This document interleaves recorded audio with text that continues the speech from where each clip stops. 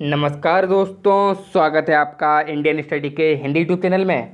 दोस्तों, जैसा कि आप लोग जानते हैं, डेली बेसिस पर आप लोग की रीजनिंग की क्लास चल रही है, जो कि आपके आने वाले एग्जाम यूपी जेल वार्डन के लिए काफ़ी इंपॉर्टेंट है। और ये जो रीजनिंग की क्लास है, वो आपका जो उद्देश्य रहता है वो टाइम मैनेजमेंट रहता है। यानी कि आप लोग को यहाँ पर क्लास में सिर्फ अवेलेबल होना है। 10 मिनट की क्लास होती है, ज़्यादा भी नहीं होती है। सिर्फ 10 मिनट में आप लोग की रीजनिंग की प्रैक्टिस हो रही है और यहाँ से जो आपके हैं 38 नंबर कवर हो रहे हैं। यानी कि जो 38 नंबर आपके श्योरिटी है ना, वो यहाँ से बनेगी। अभी भी आप लोग के 38 में से 38 नंबर नहीं आते होंगे रीजनिंग में, लेकिन यदि आप लोग प्रैक्टिस करते रहोगे तो 38 से 38 नंबर श्योरिटी से आपके आएंगे। तो आप लोग कुछ नहीं करना है, सिर्फ और सिर्फ 10 मिनट वीडियो देखना है और उनके आंसर देते रहना है। साथ ही साथ जो लोग बोल रहे हैं सर टॉपिक वाइज, तो संडे और सैटरडे ये 2 दिन हैं, आपको ये 2 दिन में टॉपिक पढ़ा दिया जाएगा। मुझे जो कि डिमांड आई है स्टूडेंट की, 2 स्टूडेंट कह रहे हैं, एक बोल रहा है सर डाइस यानी कि पासे की, और दूसरे बोल रहे हैं कैलेंडर की। तो ये दोनों ही चैप्टर आपको सैटरडे और संडे में करा दिए जाएंगे, डोंट वरी। चलिए पहले क्वेश्चन को चलते हैं। यदि माइल्ड को HEIV लिखा जाता है तो गेट को कैसे लिखा जाएगा। देखिए अब यहाँ पर क्या सीरीज लग रही है हमको देखना है। तो जिस प्रकार से M और H, यदि M में हम लोग -5 करें तो H मिलेगा। इसी प्रकार से I में यदि हम लोग -4 करें तो E मिलेगा। L में -3 करें तो I मिलेगा। और D में -2 करें तो हमको क्या मिलेगा, B मिलेगा। यानी कि -5 -4 -3 -2 करना है। तो इसी प्रकार से जब हम गेट में करेंगे तो G में आप -5 करोगे तो आपको B मिलेगा, और फिर A में करोगे आप -4 तो आपको क्या मिलेगा, W मिलेगा। यानी कि ऑप्शन भी यहाँ पर बिल्कुल सही आंसर हो जाएगा। यदि हैंड को EXRI लिखा जाता है तो रोट लिखा जाएगा।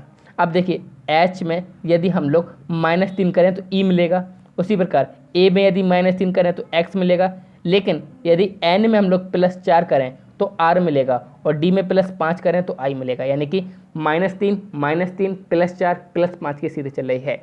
तो R में आप -3 करिए तो आपको क्या मिलेगा, तो आप लोग बोल दोगे सर O मिलेगा। और O कौन सा ऑप्शन में, ऑप्शन बी में है। नेक्स्ट क्वेश्चन, अच्छा जैसे बुरे से संबंधित है वैसे ही छत किससे संबंधित है, तो आप बोल दोगे सर फर्श से है। नेक्स्ट क्वेश्चन, अक्षरों के 4 समूह नीचे दिए गए हैं, इनमें से अक्षरों का एक समूह अन्य 3 समूहों से भिन्न है। अक्षरों का वह समूह ज्ञात कीजिए जो अन्य तीनों से भिन्न है। तो यहाँ पर F देखिए आपका कितने पर आता है, तो आप बोलोगे सर 6 नंबर पर आता है। U कितने नंबर पर आता है, आप बोलोगे सर 21 पे आता है। H कितने पर आता है, आप बोलोगे सर 8 पे आता है। S कितने पे आता है, 19 पे आता है। तो यहाँ पर 6 21 8 19 ये बन रहा है। यहाँ पर देखिए D, तो आप बोलोगे सर 4 पर आता है। W तो आप क्या बोलोगे सर 23 पर आता है। उसके बाद F तो आप बोलोगे सर 6 पर आता है। फिर उसके बाद U आप बोलोगे सर 21 पर आता है। तो 4 21 6 4, ये क्या है हमारा 23, 4 23 6 21। फिर IRNP में आ जाइए आप, तो I कितने पर आता है, तो सर आप बोलोगे सर I जो है हमारा कितने पर आता है, 7 पर आता है। कितने पर आता है, 7 पर आता है। और इसी प्रकार से R आपका सम लेटर है, N सम लेटर है, P भी आपका सम पर आएगा। जबकि इनमें से कोई जो 2 लेटर है ना वो विषम पर आ रहे हैं, जबकि इसमें ये 3 लेटर हैं जो सम पर आ रहे हैं। यानी कि ऑप्शन सी जो है वो तीनों से भिन्न है। नेक्स्ट क्वेश्चन, वह एक चुनिए जो अन्य तीनों से भिन्न है। गवाह, कचहरी, वकील, न्यायाधीश। बताइए यहाँ पर आपको सब एक जैसे दिख रहे होंगे, लेकिन इसमें जो है ना ऑप्शन बी यानी कचहरी बिल्कुल अलग हो जाएगा, क्योंकि गवाह जीवित व्यक्ति होगा, वकील जीवित व्यक्ति होगा, न्यायाधीश जीवित व्यक्ति होगा। नेक्स्ट क्वेश्चन, 4 युग्म जिनमें दिए गए शब्द किसी वजह से संबंधित हैं नीचे दिए गए हैं, इनमें से एक युग्म में दिए गए शब्द अन्य तीनों में दिए गए शब्दों की तरह संबंधित नहीं है। वह युग्म ज्ञात कीजिए जो अन्य तीनों से भिन्न है। ये हमको देखना है। तो देखिए, शुष्क तर, बुद्धिमान प्रफुल्ल, सत्य झूठ, प्रतिभा जड़ता। देखिए ये क्या है, अपोजिट है। सत्य तो झूठ, प्रतिभा तो यानी जड़ता, शुष्क यानी तुर। लेकिन बुद्धिमान और प्रफुल्ल ये एक जैसे शब्द हैं, तो यहाँ पर ऑप्शन भी आपका बिल्कुल सही आंसर हो जाएगा। नेक्स्ट क्वेश्चन, निम्न में से गलत पद ज्ञात करना है। तो देखिए ABC, फिर DGJ, फिर HMR, फिर NTA, SBK, ZKB। अब हमको सीरीज देखना है, इसमें सीरीज क्या चल रही है। तो यदि हम लोग देखा जाए तो A से यदि हम लोग D तक आते हैं तो कितना हो रहा है, +3 हो रहा है। फिर उसी प्रकार यदि हम लोग D से H तक आते हैं तो +4 हो रहा है। पहले पहले अक्षर को देख रहे हैं, ये +3 ये +4। H से N तक आ जाइए आप लोग, तो आप बोलोगे सर +5 हो रहा है। N से S तक आ जाइए तो आप बोलोगे सर +6 हो रहा है। S से Z तक आ जाइए, आप बोलोगे सर +7 हो रहा है। इसी प्रकार यदि हम लोग B से देखें, B से G जाएंगे तो +5 हो रहा है। कितना हो रहा है, +5 हो रहा है। जी से एम जाएंगे तो +6 हो रहा है। तो यानी कि यहाँ पर सीरीज जो है बढ़ते क्रम में चल रही है। तो पहले में क्या है, +3 करने हैं, दूसरे में +5 करने हैं। अब सी से जे में जाइए आप, तो सी से जे में जाओगे आप क्या हो जाएगा, +7 हो जाएगा। इसी सीरीज से आप लोग क्रमशः बढ़ते रहेंगे 3 4 5 6 7। जब आप लोग बढ़ोगे तो आपको फाइनली जो आंसर मिलेगा वो मिलेगा ऑप्शन सी, यानी कि NTA इसका बिल्कुल सही आंसर हो जाएगा, जो कि इस पद में गलत है। नेक्स्ट क्वेश्चन, निम्न में से लुप्त अक्षर समूह ज्ञात करना, यानी कि जो लुप्त अक्षर है उसको हमें ज्ञात करना है। तो सबसे पहले हम लोग क्या करते हैं, पीछे के शब्दों को देखते हैं। तो H में यदि हम लोग +3 करें, क्या करें, +3 करें तो K मिलेगा। I में +3 करें तो क्या मिलेगा, हमको L मिलेगा। और L में +3 करें तो O मिलेगा, N में +3 करें तो O मिलेगा। ठीक है, N में +2 करें तो O मिलेगा। N में +2 करेंगे तो हमको O नहीं Q मिलेगा। तो हो सकता है शायद यहाँ पर Q हो। चलिए, ये क्वेश्चन को आप डाउट में डाल दीजिए, क्योंकि ऐसे इसका आंसर नहीं आ सकता है। निम्न में से लुप्त पद ज्ञात कीजिए। लुप्त पद हमको ज्ञात करना है। F3X H7U J15R L310। तो देखिए, F G छोड़ के H, I छोड़ के J, K छोड़ के L, M छोड़ के N, यानी कि अब आपको ऑप्शन पता चल गया B C या D में से कोई एक होगा। यहाँ पे देखिए 3, 3 में 4 ऐड किए 7, 7 में 8 ऐड किए 15, 15 में 16 ऐड किए 31। अब 31 में हम लोग 32 ऐड करेंगे तो कितना हो जाएगा, 63 हो जाएगा, यानी कि ऑप्शन सी बिल्कुल सही आंसर हो जाएगा। नेक्स्ट क्वेश्चन क्यों चलते हैं। 6 दोस्त हैं A B C D E तथा F, एक व्रत में केंद्राभिमुख बैठे हैं, यानी कि किस प्रकार से बैठे हैं, एक दूसरे की तरफ बैठे हैं और केंद्र की तरफ मुंह करे हैं। अब क्या बोला है, ई जो है वो डी के बाईं तरफ है। मान लिया ये 6 लोग हैं, 1 2 3 4 5 और ये 6। ठीक है, ये 6 हो गया, केंद्र की तरफ है। ठीक है, ई जो है वो डी के बाईं तरफ है, तो ये ई हो गया और ये हो गया डी। ठीक है, गौर से समझिए। सी ए व बी के मध्य है, सी जो है वो ए व बी के मध्य है, तो मान लीजिए ये बी है, ये ए है, तो ये क्या हो गया हमारा सी हो गया। ठीक है, एफ ई व ए के मध्य है, एफ जो है वो ई व ए के मध्य, तो यहाँ पर आ जाएगा एफ ई व ए के मध्य हो जाएगा। अब पूछा क्या है, सी के बाईं ओर कौन बैठा है, तो सी के बाईं ओर क्या हो जाएगा, तो ऑप्शन बी, यानी कि बी जो है वो हमारा सी के बाईं ओर बैठा है, तो ऑप्शन डी में है बी, यानी कि बिल्कुल सही आंसर हो जाएगा। उसी प्रकार ई किन के मध्य बैठा है, तो अभी अभी मैंने क्वेश्चन में भी ये बोला गया है, ई किन किन के मध्य बैठा है, एफ तथा डी के मध्य बैठा है, एफ तथा डी के मध्य बैठा है, यानी कि डी तथा एफ के मध्य बैठा है। नेक्स्ट क्वेश्चन, ए के दाईं ओर कौन बैठा है, अब ए के दाईं ओर कौन था, तो ए के दाईं ओर कौन था, एफ था, कौन था, एफ, यानी कि ऑप्शन बी यहाँ पर बिल्कुल सही आंसर हो जाएगा। नेक्स्ट क्वेश्चन, इस प्रश्न के लिए 2 कथन 2 निष्कर्ष दिए गए हैं, यानी कथन निष्कर्ष का क्वेश्चन है, आप पढ़िए डायरेक्ट। सभी मैनेजर लिपिक हैं, जो मैनेजर हैं वो क्या है, लिपिक हैं, लिपिक को मैं एल से दर्शा ले रहा हूँ। और कुछ लिपिक क्या है, चपरासी हैं, क्या है, चपरासी हैं। अब हमको निष्कर्ष देखना है, कोई भी मैनेजर चपरासी नहीं है, ऐसा बोला गया है, कोई भी मैनेजर चपरासी नहीं है, तो ये क्या सही होगा, बताइए आप लोग, क्या सही होगा, तो ये सही नहीं होगा। दूसरा, कुछ चपरासी मैनेजर हैं, कुछ चपरासी मैनेजर हैं, तो ये तो नहीं हो सकता, लेकिन हाँ यदि वो बोलता कुछ मैनेजर चपरासी हैं तो ये हो सकता था, यानी कि ना तो निष्कर्ष 1 और ना ही निष्कर्ष 2 सत्य हैं।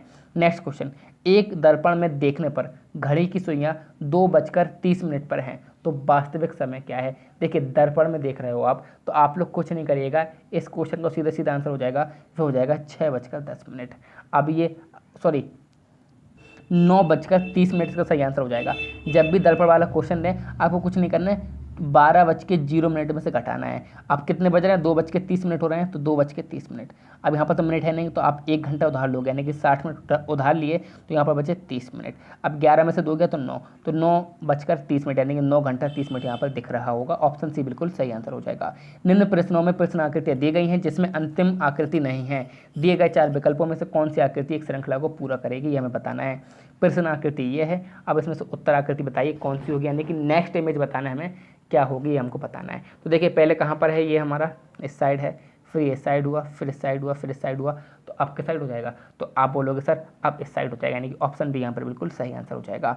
ए बी का पुत्र है, बी और सी बहनें हैं, ई सी की माता है, यदि डी ई का पुत्र है तो निम्नलिखित में से कौन सा कथन सही है। तो देखिए क्या बोला, ए जो है वो बी का पुत्र है, ए है बी का पुत्र, तो बी का पुत्र है कौन, ए, तो पुत्र है तो गोले में लगा दिया है। बी और सी बहनें, अब ये बहनें हैं तो यानी कि ये लेडीज़ हैं, तो ये लिख दिया है।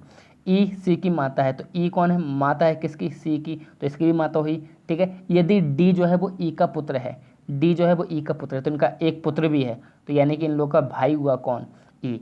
तो अब क्या है, निम्न में से कौन सा कथन सही है, तो डी ए का मामा है, तो ऑप्शन ए भी यहाँ पर हमको बिल्कुल सही सही दिख रहा है। ये किसका क्या हो गया, डी जो है ए का मामा हो गया, यानी ऑप्शन ए बिल्कुल सही आंसर हो जाएगा।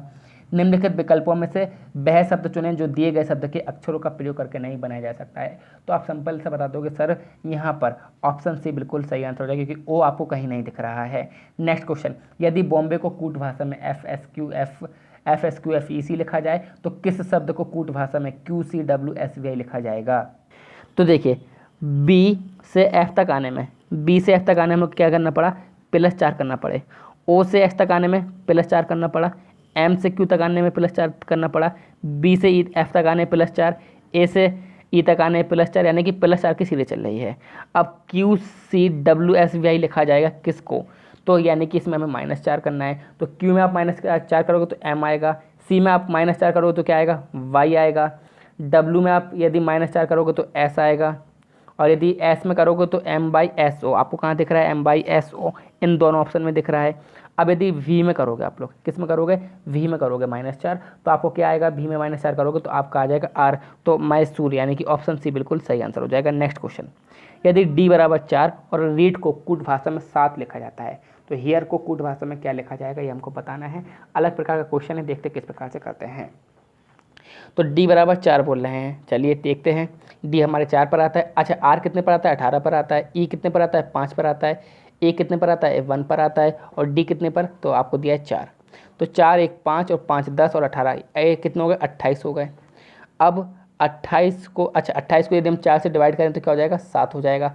ठीक है, उसी प्रकार से क्या बोल रहे हैं ये हियर को, तो एच कितने पर आता है हमारा, आप बोलोगे सर 8 पर आता है। ई कितने पर, 5 पर। ए कितने पर, 1 पर। आर कितने पर, तो आर अभी ये भी मैंने बताया था 18 पर आता है। तो 5 और 1 6, 6 और 8 14, 14 और 18 आप जोड़ोगे तो कितना हो जाएगा, 32 हो जाएगा। और 32 को 4 से डिवाइड करोगे तो 8, यहाँ पर ऑप्शन बिल्कुल डी हो जाएगा। नेक्स्ट क्वेश्चन, नीचे कुछ समीकरण किसी विशेष प्रणाली के आधार पर हल किए गए हैं, इसी आधार पर हल ना किए गए समीकरण का सही उत्तर दिए हुए 4 विकल्पों में से छांटना है। तो देखिए 72 × 96 कितना दिया है, 6927। 58 × 87 7885 दिया है, यानी कि क्या कर रहे हैं, विपरीत क्रम में लिख रहे हैं। 6927 6927 7885 7885, तो 6897 यानी कि ऑप्शन सी बिल्कुल सही आंसर हो जाएगा। यदि डिवाइड का अर्थ मल्टीप्लाई है, माइनस का अर्थ प्लस है, मल्टीप्लाई का अर्थ माइनस है, प्लस का अर्थ डिवाइड है, तो निम्नलिखित का मान क्या होगा। बिल्कुल सॉल्व करते हैं। 20 प्लस का अर्थ क्या है, डिवाइड है। मल्टीप्लाई का अर्थ क्या है, माइनस है। माइनस का अर्थ क्या है, माइनस का अर्थ प्लस है। ठीक है, और डिवाइड का अर्थ क्या है, मल्टीप्लाई है। सॉल्व कर लीजिए, 4 पंजे 20, 5 सत्ते 35, 35 और 5 40, और 40 में से 6 गया तो हमारा 34, यानी कि ऑप्शन सी बिल्कुल सही आंसर हो जाएगा। आई होप वीडियो पसंद आया होगा और आप लोग ने टाइम मैनेजमेंट भी किया होगा। तो बिल्कुल आप लोग को टाइम मैनेजमेंट करना, यही सबसे बड़ी प्रॉब्लम है आप लोग के लिए, तो प्लीज़ उस पर गौर करिए। Thank you all of you. जय हिंद, जय भारत।